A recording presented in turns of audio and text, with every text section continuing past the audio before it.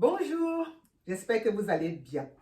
Nous allons continuer avec le sujet sur l'immigration et aujourd'hui on va aborder l'immigration en Suisse.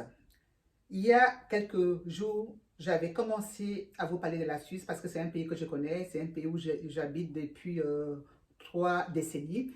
Donc, je m'engage à vous apporter des informations afin d'éviter le naufrage, afin d'éviter tous ces drames qui se nouent sur les routes migratoires clandestines. Voilà. Alors, la dernière fois, je vous avais dit que avant de venir en Suisse, vous devez vous poser 3 questions.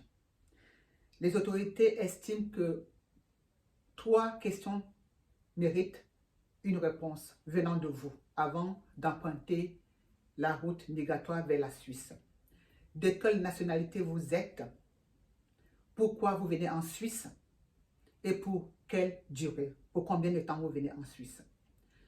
La première raison qui concerne la nationalité, c'est parce que il y a des pays dans ce monde qui n'ont pas besoin de visa. En fait, les gens qui doivent voyager en Suisse pour maximum 3 mois n'ont parfois pas besoin de visa. Il s'agit ici du Japon, par exemple. Mais dans le cas africain, c'est plutôt rare. Un des rares pays en Afrique dont les habitants n'ont pas besoin de visa, c'est l'île Maurice. Sinon, la population majoritaire en Afrique a besoin de visa pour venir en Suisse. Même si c'est pour moins de 3 mois ou pour 3 mois maximum, vous avez besoin de visa. Donc, renseignez-vous très bien. Sachez, connaissez très bien les informations qui déterminent les accords qu'il y a entre vous, votre nationalité, votre pays en fait, et la Suisse. C'est très important. La nationalité, ça ne veut pas dire le pays où vous habitez. C'est le pays dont vous détenez la carte d'identité. Voilà. Ce n'est pas non plus le pays où vous êtes né. Vous pouvez naître en Côte d'Ivoire, mais ne pas être ivoirien. Vous pouvez être camerounais, par exemple. Donc, c'est vraiment le pays dont vous détenez la carte d'identité. Voilà. La deuxième raison, c'est pourquoi vous venez en Suisse. Pour quelle raison vous venez en Suisse. Là aussi, les autorités distinguent 5 raisons qui peuvent vous amener en Suisse. La première raison, c'est les vacances. Ensuite, le regroupement familial. Vous êtes marié par exemple avec un Suisse ou une Suisse, vous le rejoignez ou la rejoignez en Suisse. Vous avez des enfants qui sont nés à l'étranger qui doivent venir en Suisse. Vous avez adopté un enfant à l'étranger qui doit venir en Suisse. Vous êtes peut-être en concubinage ou en pax avec un étranger qui doit vous rejoindre en Suisse. Ça, c'est une des raisons aussi. Donc, ensuite, il y a les études. Vous venez en Suisse pour étudier, les étudiants étrangers qui viennent en Suisse pour étudier. Ensuite, pour travailler également, parce qu'il y a beaucoup de gens qui veulent venir travailler en Suisse. Il n'y a pas que les pays qui nous entourent, il n'y a pas que la communauté européenne qui travaille en Suisse. Il y a pas mal aussi de gens en Afrique qui veulent venir travailler en Suisse. Pourquoi ne pas créer aussi une entreprise en Suisse pour ceux qui ont les moyens, qui veulent créer des entreprises en Suisse? Il y a aussi une possibilité de venir en Suisse pour ça. La 5e raison, c'est pour des raisons médicales. Vous êtes malade et vous avez trouvé un spécialiste, un chirurgien qui va vous opérer en Suisse. Vous avez le droit de demander le visa pour venir suivre ces traitements en Suisse. Maintenant, la 3e raison qui concerne la durée de votre séjour. Bien évidemment, selon les raisons qui vous poussent à venir en Suisse, on va aussi vous octroyer un document qui correspond. Donc, si vous venez en Suisse pour 3 mois, on va vous octroyer un visa de maximum 3 mois.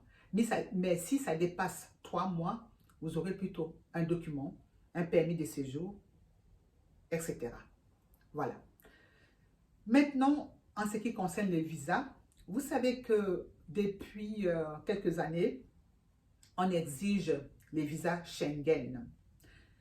L'Union européenne exige les visas Schengen. Et tout récemment encore, ils ont renforcé des mesures pour empêcher l'immigration clandestine.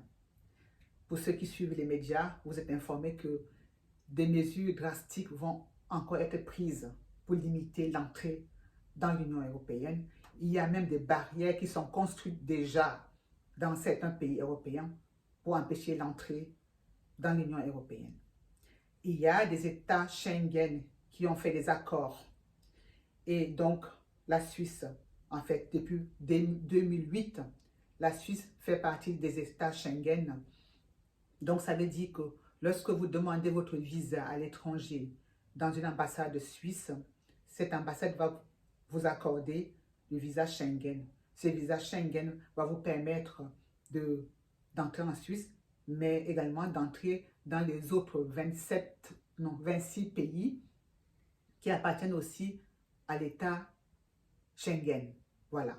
En fait, l'État Schengen permet la circulation des gens, des Européens.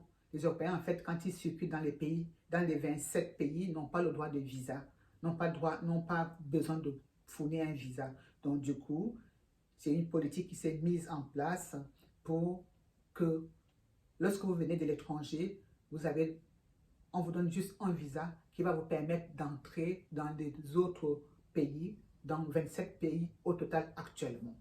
Voilà. Mais la Suisse s'est octroyé aussi le droit de donner en fait un visa D.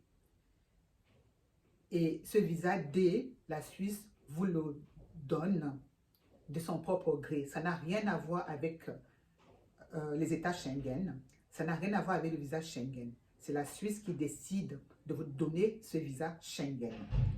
Donc, c'est la raison pour laquelle, parfois, lorsque vous avez fait le tour d'autres ambassades européennes et que vous n'avez pas réussi à avoir le visa, tentez votre chance auprès de la représentation suisse de votre pays. Peut-être que vous aurez la chance d'obtenir ce visa D.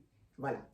Alors, maintenant, par rapport à la durée des visas. Les visas Schengen sont valables en général 3 mois maximum, donc 90 jours maximum, renouvelables pendant 120 jours. C'est-à-dire que vous pouvez entrer en Europe, en Suisse par exemple, et ressortir, repartir dans votre pays et revenir, puisque le visa est valable pendant 120 jours.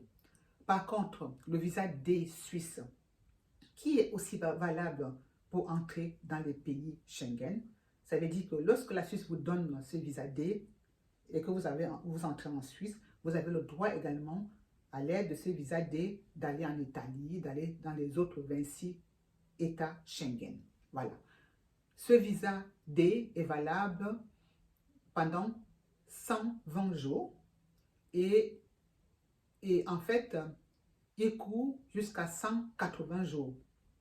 Vous pouvez sortir de la Suisse avec votre visa D et revenir encore en Suisse, mais pendant 180 ou 190 jours seulement, pas plus. Je vais terminer en disant par rapport au visa, en tout cas pour aujourd'hui, parce que dans la prochaine vidéo, on va toujours continuer avec le sujet sur les visas. Je vais terminer cette vidéo en vous disant que l'octroi d'un visa ne vous donne pas le droit de travailler en Suisse. Lorsque vous avez un visa Schengen ou un visa D, celle-là ne vous donne pas le droit de travailler en Suisse. Il y a eu des abus par rapport à ça. Il y a des gens qui obtiennent le visa, quand ils arrivent ici, ils ne veulent plus rentrer, ils ne veulent pas partir, quitter le pays. Donc c'est une des raisons qui pousse ou qui ont poussé les autorités européennes à être aussi drastiques quant à l'octroi des visas. Donc, je répète, lorsque vous obtenez un visa, cela ne vous donne pas le droit de travailler dans le pays où vous allez. Voilà. Alors, je vais vous demander en fait d'aller sur le lien des notifications et de lire les informations, parce qu'il y a beaucoup d'informations que j'ai écrites, par exemple sur les 27 pays ou les 27 États Schengen. Je ne vais pas les citer ici, je vais par contre mettre ça sous le lien des notifications. Donc allez-y, et il y a beaucoup d'informations que vous pouvez lire. Et évidemment, je vais vous demander de liker, de partager et de vous abonner à ma chaîne afin que, voilà, qu'on continue le travail ensemble. Voilà.